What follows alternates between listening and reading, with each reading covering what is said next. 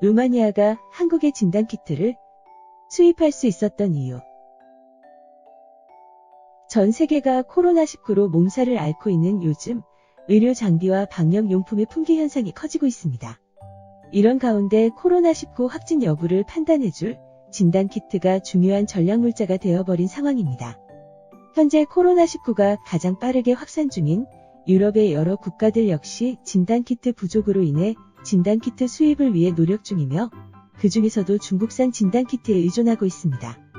그런데 중국산 진단키트의 신뢰성에 큰 문제가 생겨 곤란한 상황이라고 합니다.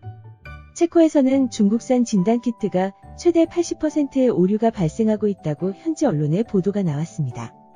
스페인에서도 마찬가지로 중국산 진단키트의 정확도가 30%에도 못 미치며 심지어 무허가 제품까지 중국에서 수출했다는 현지 언론의 보도가 있었습니다.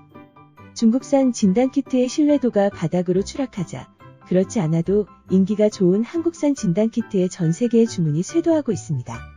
실제로 지난 27일 한 외교부 당국자는 한국 진단키트 등 방역물품을 원하는 나라는 117개국으로 집계된다며 해당국의 보건 수요와 우리의 경제 실익, 대외 정책을 모두 고려해 선별 지원 예정이라고 말하기도 했습니다. 이러한 기준에 맞추어 우선 미국이나 아랍에미리트, 인도네시아 등 이번 코로나19 사태에서 우리나라의 의리를 지키거나 국익에 도움이 되는 나라 등에 우선 수출할 것으로 알려졌습니다. 이런 가운데 지난 25일과 27일 두 차례나 루마니아에서 보낸 나토 소속 군용기가 인천공항에 등장해 화제가 되기도 했습니다.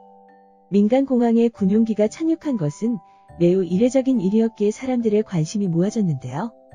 바로 루마니아가 코로나19로 인해 우리나라의 방호복과 진단키트를 수입하기 위한 수송기였다는 것이 알려졌습니다.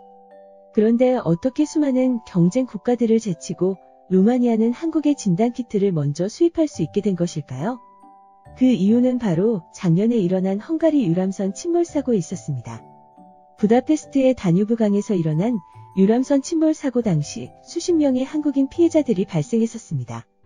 하지만 다뉴브 강의 빠른 유속으로 인해 사망자의 시신이 인접국인 루마니아 등지에서 발견되자 우리 정부는 실종자 수색을 위해 루마니아 정부에 협조를 요청했습니다. 그러자 루마니아는 아무런 이해관계가 없음에도 인도적인 이유로 자국댐의 수문까지 막아가며 실종자 수색에 도움을 줬었는데요. 우리나라는 이때의 고마움을 잊지 않고 수많은 나라에서 요청하는 진단키트를 루마니아에 먼저 보내주게 됐다고 합니다.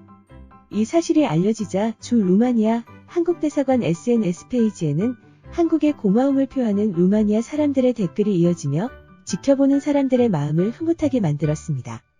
이에 대해 외교부 당국자는 한 루마니아 수교가 올해 30주년이고 양국 관계가 좋은 것은 맞지만 직접적인 연관이 있는 것은 아니다라고 굳이 사족을 달긴 했지만 이유야 어쨌든 한국이 과거의 은혜에 대해 빚을 갚는 모양새가 된 것이 양쪽 국민 모두의 마음을 훈훈하게 만들어주고 있는 것 같습니다.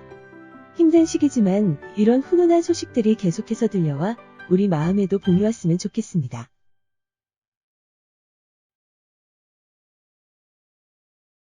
구독과 좋아요, 알림 설정 부탁드립니다.